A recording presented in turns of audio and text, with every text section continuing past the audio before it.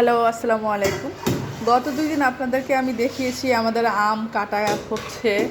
এখন সেই আম থেকেই একসাথে সবগুলা আচার আমরা বানাচ্ছি। আপনারা দেখুন।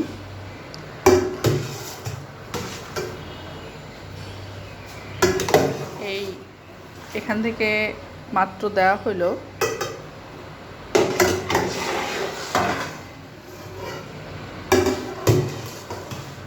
এখনও মশলা দেওয়া হয়নি। এখানে শুধু চিনি আর আম, এটার সাথে আস্তে আস্তে ধারাবাহিকভাবে আমরা সব কিছু দিব।